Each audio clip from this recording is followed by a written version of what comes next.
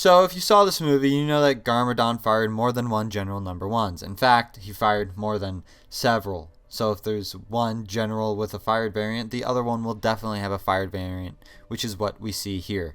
Like I said, General Number 1 has 2 abilities, and I covered Dive in the last segment briefly.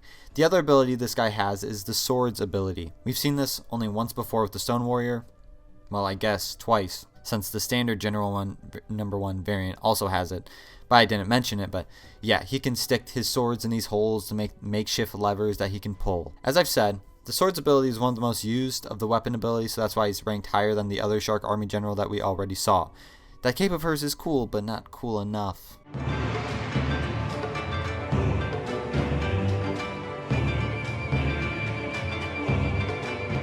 So it's a shark-based army. Of course, there would be a Hammerhead guy. I mean, are Hammerheads like a specific branch of the army, like how the U.S. military has the Navy, Air Force, and others? I feel like it makes sense rather than one guy in the entire shark army being the Hammerhead guy. Anyway, Hammerhead has 2 abilities, which is expected at this point in the list. The first is a Shark Army staple, the Dive ability. The second ability is Vine Cut.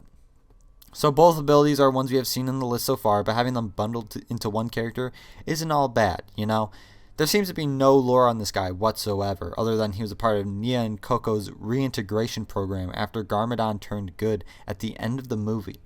Don't ask me what the reintegration program is, because I don't know. Probably something to do with bringing the Shark Army into Ninjago society.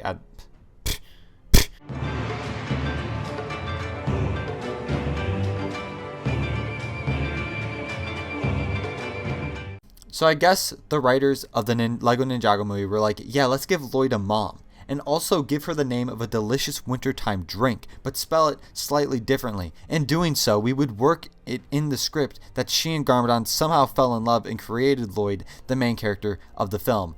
Meaning, you must now think about how that happened. Ew, right?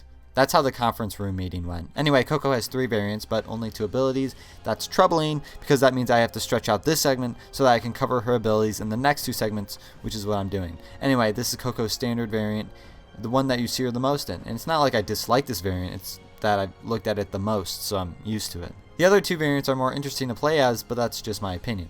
She still plays the exact same as the other 2 variants that we're about to see.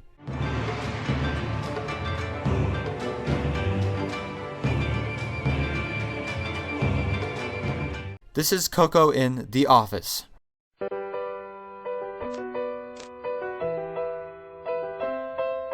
Her office variant. This variant is so much cooler than her standard variant, specifically the hairpiece we see here. First of 2 abilities that the KOKOs have is the Vine Cut ability. Yeah, she can cut vines with her one sword, and that's pretty cool, I guess.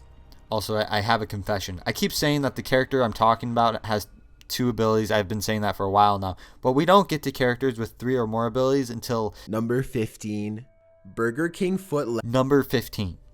Yeah, no, I'm not even kidding. Over 70% of the characters on this list have 2 abilities.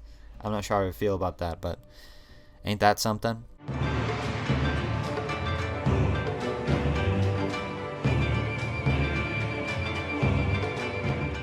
So I guess spoilers for the Lego Ninjago movie, but if you played the game and you didn't see the movie, you would have been spoiled anyway, since they straight up just input scenes from the movie into the game. So yeah, spoilers, I guess. Anyway, this is how Garmadon and KOKO met each other. KOKO used to be a kick-ass warrior woman named Lady Iron Dragon.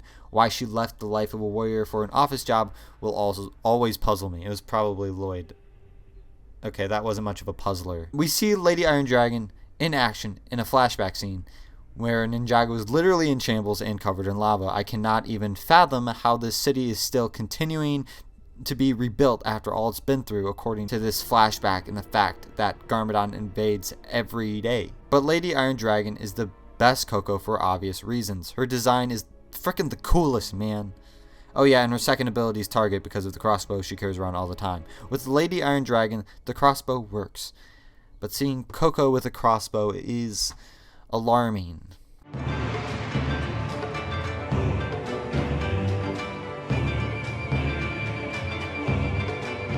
Okay, I know this dude is from the Ninjago television show, and I didn't watch it, but I got some gripes with this guy. So he's Sensei Yang, right? He's a bad ghost version of Sensei Wu. What? Can someone explain? I feel like for it to work at the minimum level, Wu's name should have been Yin, right? Sensei Yin and Sensei Yang, because Yin and Yang, I don't know. And I refuse to look him up on the wiki like I've done with most characters in this game that are from the show. Anyway, Sensei Yang is a ghost. So it's no surprise that he has the possession ability. Remember that from a while ago? Yeah, it's not gone forever. Sensei Yang here has it, and he can take control of green Lego objects. The other ability Sensei Yang has is the staff ability. Also something we haven't seen in a fat minute. He can put his staff in holes and crank it.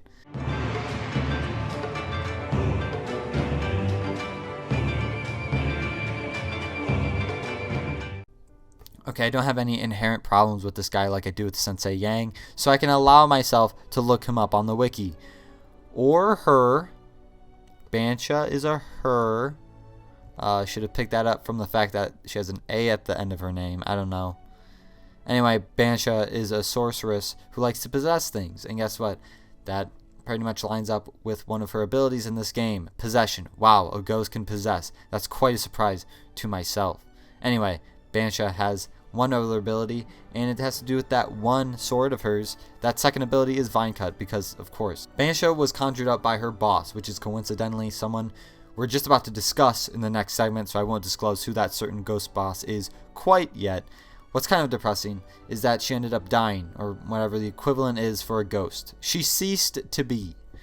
And the wiki explains it perfectly. I don't know what half of the words in the explanation mean, like the preeminent, the arrow blade, and the cursed realm. Just take my word for it. She's gone, I guess.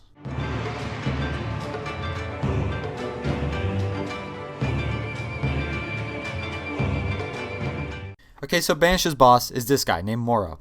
Like I said in the last segment, MORRO conjured her up as part of his ghost gang or something. Again, I haven't watched the show, so my interpretation of the wiki may or may not be inaccurate. MORRO is yet another ghost man, meaning that he has possession as his main ability. Green objects are no match for him, especially the crab. The crab! His other ability pertains to his weapon, which is a single sword.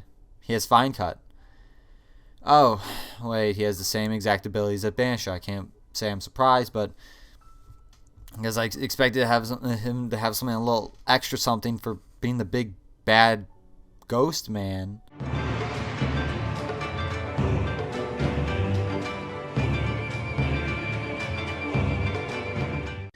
Oh, so you thought we were done with the Shark Army characters? Aha, nice try, but no.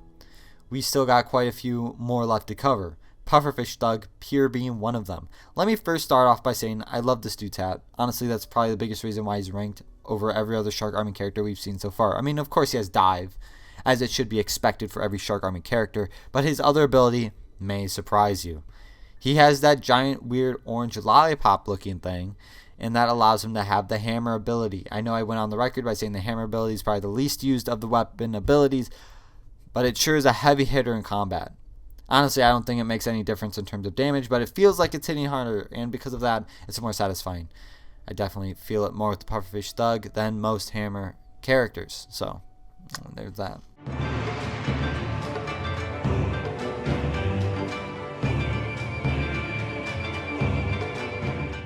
So here's yet another Shark Army character, this time the Great White Shark. Now, full disclosure here, the Great White Shark has the same two abilities as Pufferfish Thug, Hammer and Dive. And I know I made a whole thing out of the Pufferfish Thug's hat being the reason for his placement, but the Great White Shark has the same abilities and just looks like another shark guy. Well, hear me out. It's the Great White Shark. Look at his name. He's great. Pufferfish Thug, what is he? A thug or a puffer? I wouldn't want to be either of those. A thug is defined by Google as a violent person, and I don't even want to entertain the idea of what puffer could mean, okay? And yes, I definitely do not have anything to talk about this Great White Shark guy because his abilities are the exact same as the Pufferfish Thug, so I'm stretching for time, okay? Get on my back, brothers.